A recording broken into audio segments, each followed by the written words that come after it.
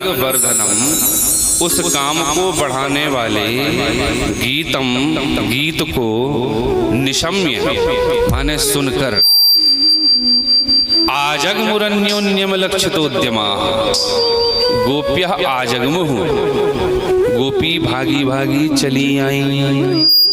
सुखदेव जी ने क्या कहा, भगवान ने बांसुरी बजाई तो गोपियां भागी भागी चली आई। इतिहास का जब वर्णन किया जाता है तो क्या कहा जाता है, भगवान ने बांसुरी बजाई तो गोपियां भागी भागी भगवान के पास चली गईं, क्योंकि पुरानी बात है। तो ये कहना था कि भगवान की बांसुरी सुन के भगवान के पास गोपियां भागी भागी चली गईं, पर यहाँ पर चली गई नहीं कहा, क्या कहा, आजगमुह, गोपियां भागी भागी चली आई। मतलब सुखदेव जी सिर्फ कथा नहीं कर रहे हैं, कथा करते हुए सुखदेव जी उस स्थल पर विद्यमान हैं और भगवान को देख रहे हैं कि भगवान ने बांसुरी बजाई और भगवान की बांसुरी की तान सुन करके गोपियां भगवान की ओर भागी भागी चली आई। तो सुखदेव जी तो कथा करते समय प्रत्यक्ष कथा के उस स्थल पर विद्यमान भी रहते थे, और यही कथा प्रवक्ता की कुशलता है। अगर कथा प्रवक्ता उस स्थल पर विद्यमान होकर के कथा नहीं करेगा तो कथा में रस ही उत्पन्न नहीं होगा। तो सुखदेव जी की कथा इसीलिए सबको पसंद आई थी, जो कि सूत जी ने भी कथा कही, सूत जी ने भी कथा पढ़ी व्यास जी से, पर सुखदेव जी के द्वारा जो कथा प्रकट हुई उसी कथा का प्रचलन संसार में हुआ, क्योंकि सुखदेव जी भाव विभोर होकर के और कथा में अंदर प्रवेश हो जाते थे, बाहर रही ही नहीं जाते थे। बाहर तो उनका स्वरूप दिखता था, पर वो तो कथा में प्रवेश कर जाते थे। तो सुखदेव जी कहते हैं, भगवान की बांसुरी सुन करके गोपियां अपने देह गेह का भान भूल गईं। दुहंत्यो भी युह कश्चित दोहम हित्वा समुत्सुका। एक गोपी गैया दोह रही थी तो बांसुरी की तान पड़ी कान में तो दोहनी फेंक करके भागी।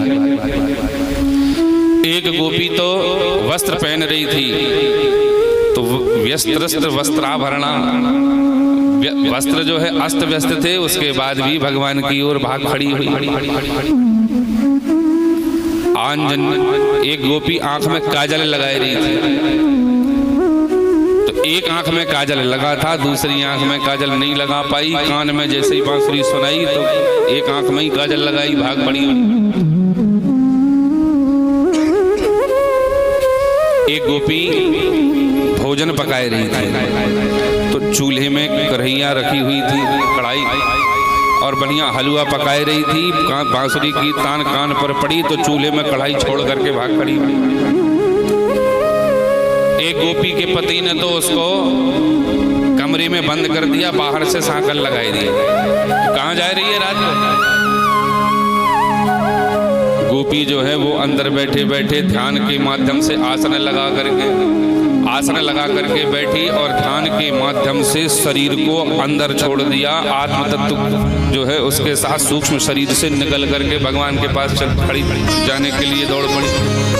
तो शरीर छोड़ दिया, आत्मा जो है अंदर से निकल गई। इतनी लालायत गोपियां भगवान की बांसुरी को सुन करके, और ये साधारण तान नहीं थी। ये गोपियां हैं कौन? नित्य सिद्धा, आसन सिद्धा, बड़ी बड़ी सिद्ध मुनीष जो संत थे, भगवत प्राप्ति के लिए अनेक वर्षों तक, हजारों वर्ष तक तपस्या करी, फिर भी भगवत प्राप्ति नहीं हो पाई थी। अब भगवत प्राप्ति उनको होने वाली है। वही गोपियों के रूप में आए थे।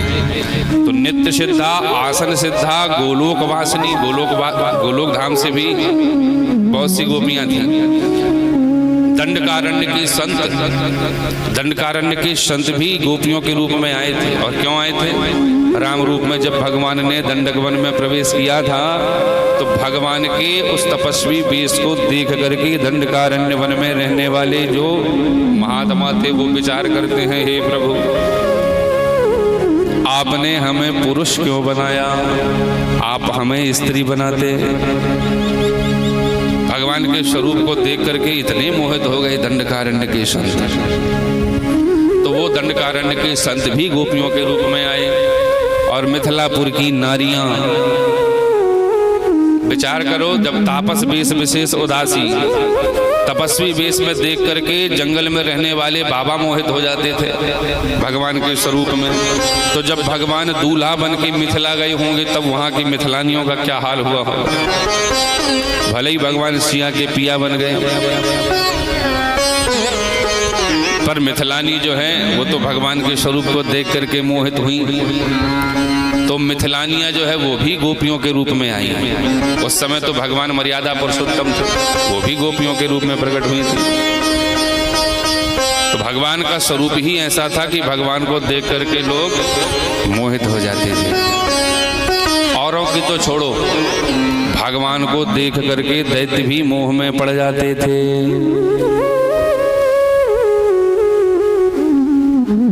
हार्द्र अपराधी भगवान श्री राम के रूप में जब आए थे तो भगवान ने लक्ष्मण जी के द्वारा सूर्पनखा की नाक कटवाए थे और नकटी नाक लेकर के सूर्पनखा अपने भाई के पास गई और कहा, ये मेरी नहीं, तुम भाइयों की नाक कटी है।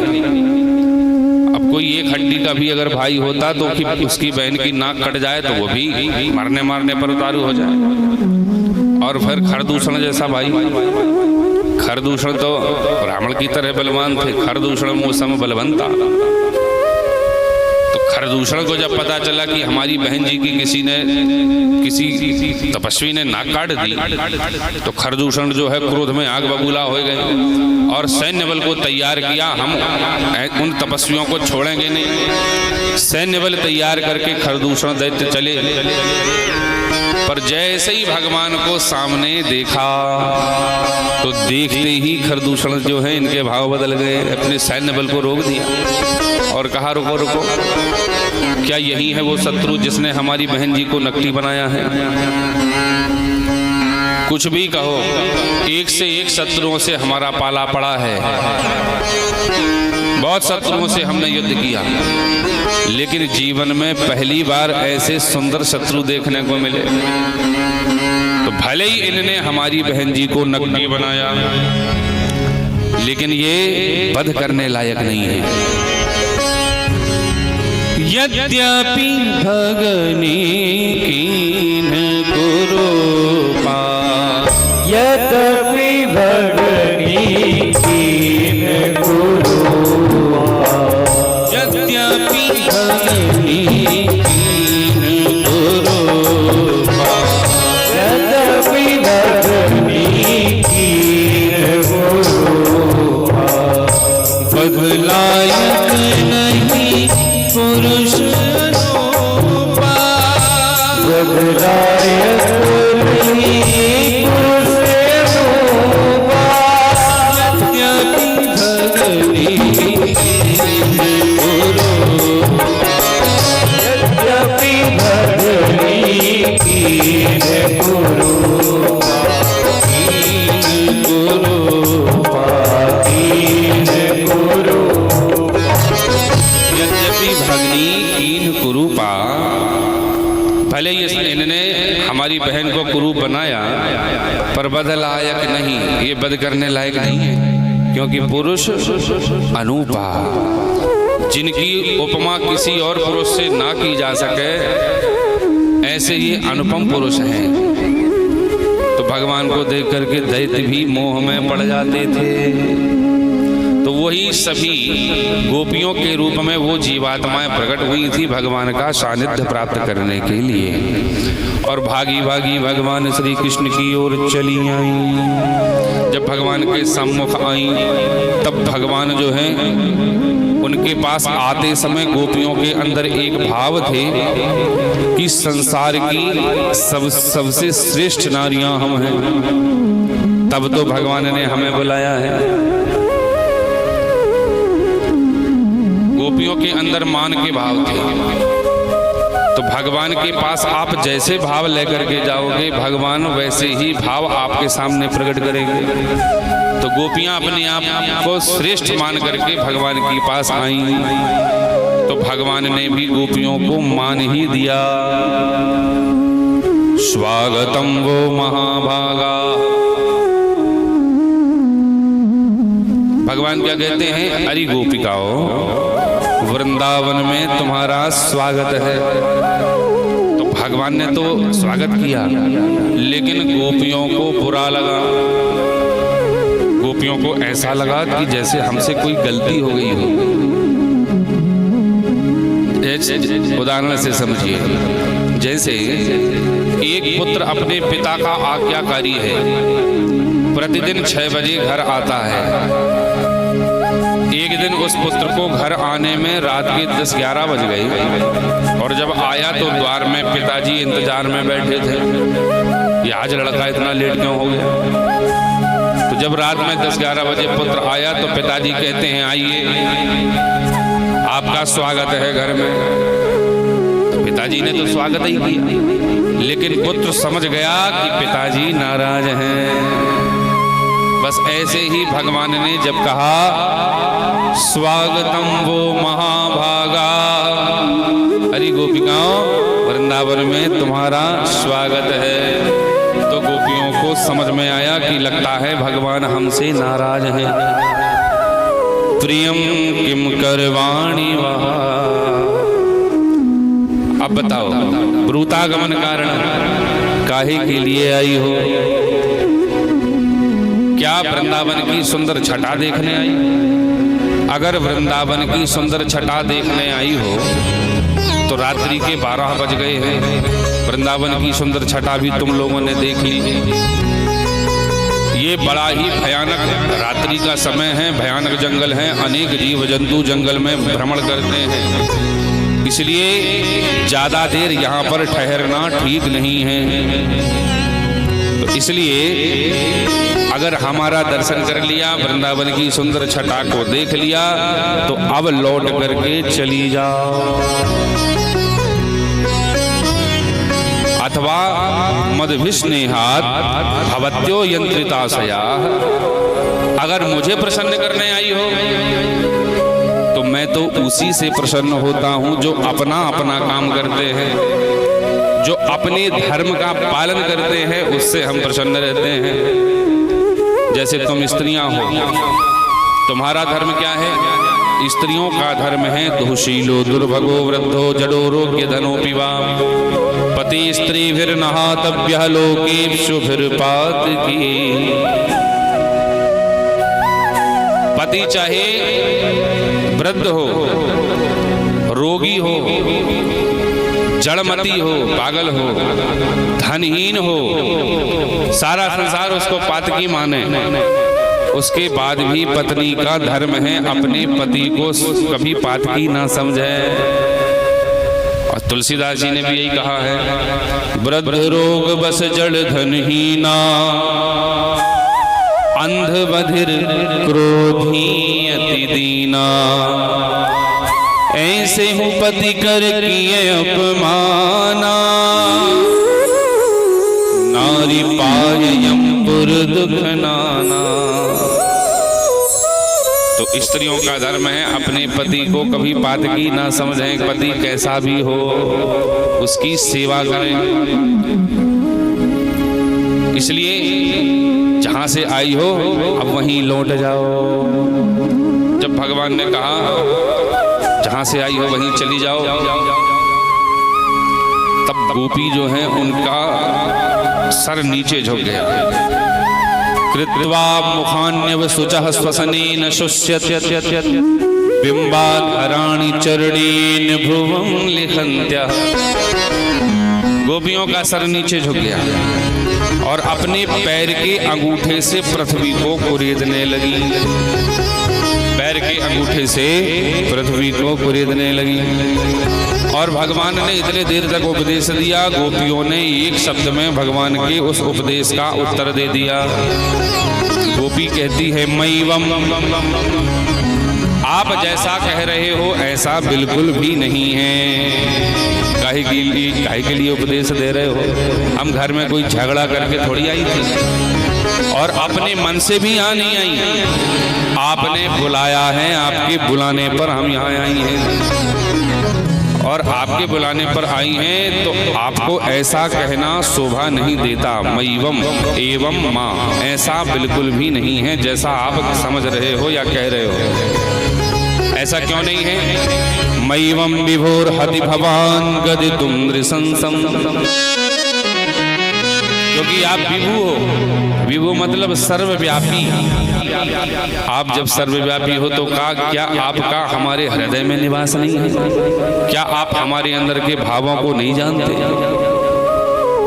कि जब हम घर से चली थी तो संत्यज्य सर्व विषयांस, समस्त विषयों का हमने त्याग कर दिया था।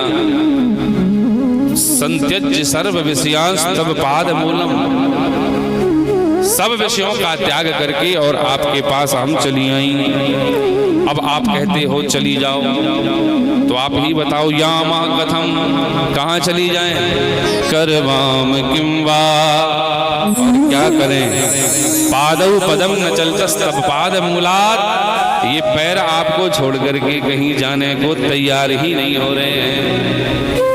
अब आप ही बताओ कहाँ चली जाएं? भगवान ने गोपियों के साथ ऐसा क्यों किया? क्योंकि गोपियां पहले भगवान के साथ ऐसा करती थी। भगवान को पहले जब भगवान और छोटे थे तो गोपियां भगवान को अपने पास हाव भाव से बुलाती थी, और जब भगवान आ जाते थे तो गोपियां उनको भगाने लगती थी, भागो यहाँ से। इसलिए भगवान ने सोचा आज थोड़ा मैं भी हास परिहास करूं गोपियों से। एक भगवान जिस गोपी को छेड़ते थे तो वो अपना सौभाग्य समझती थी। एक गोपी ऐसी थी जिसको भगवान ने कभी राह में रोका नहीं था। तो वो सोचती है कि क्या मुझ में कोई कमी है? श्याम सुंदर मुझे कभी रोकते नहीं, राह में मुझसे हास परिहास नहीं करते हैं। तो वो गोपी बढ़िया सुंदर श्रृंगार करके सज धज करके तैयार हुई और दही बेचने के लिए घर से मटकिया सर में रख करके निकली। तो जब दही बेचने के लिए मटकिया रख करके सर में गोपी निकली तो विचार करती है आज तो श्याम सुंदर मुझे राह में रोकेंगे ही रोकेंगे। ऐसा सुंदर श्रृंगार की हूं कि श्याम सुंदर मुझे देखेंगे तो जरूर रोकेंगे। मन रखा था श्याम सुंदर में कन्हैया में, और बेचने चली थी दही। तो जब दही बेचने के लिए चली ग्वालन तो दही का नाम बिसर गई और राह में चिल्लाती है कन्हैया ले लो। भगवान ने जब सुना कि हमें कौन गोपी बेचने चली है, अंदर के भाव समझ गए कन्हैया, और अंदर के भाव जब भगवान ने समझा कि लगता है ये गोपी हमारे विषय में ही सोचती हुई दही बेच रही है, तभी तो चिल्लाई रही है कन्हैया ले लो। बेच रही थी दही, लेकिन मन तो कन्हैया में रखा था, तो दही का नाम ही याद नहीं आ रहा था, बार बार चिल्ला रही थी कन्हैया ले लो। अब भगवान जब भाव को समझ गए तो भगवान आए। जैसे ही भगवान सामने आए, भगवान ने गोपी का दुपट्टा पकड़ा और कहा अरे गोपी कहाँ जा रही है, बड़ी मलूक लग रही है। जैसे ही भगवान ने गोपी का दुपट्टा पकड़ा तो अंदर के भाव गोपी के क्या थे? देखी छवि आज श्याम सुंदर की, देखी छवि आज श्याम सुंदर की, देखी छवि आज श्याम सुंदर की, देखी छवि आज श्याम सुंदर की, पूरी हो गई मेरे मन की, पूरी हो गई मेरे मन की, देखी छवि आज श्याम सुंदर की, देखी छवि आज श्याम सुंदर की। ये भाव तो थे अंदर के, लेकिन बाहर से क्या कह रही है? मुंचांचलम चंचल पश्लोकम, मुंचांचलम चंचल पश्लोकम,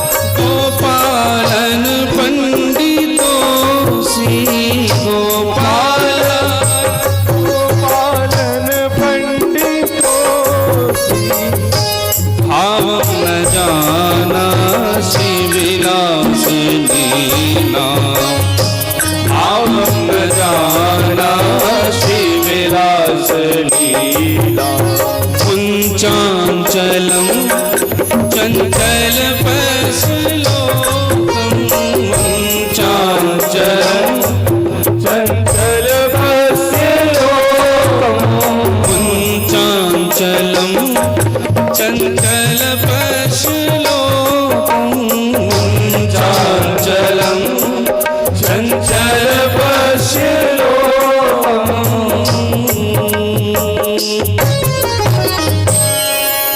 अंदर के भाव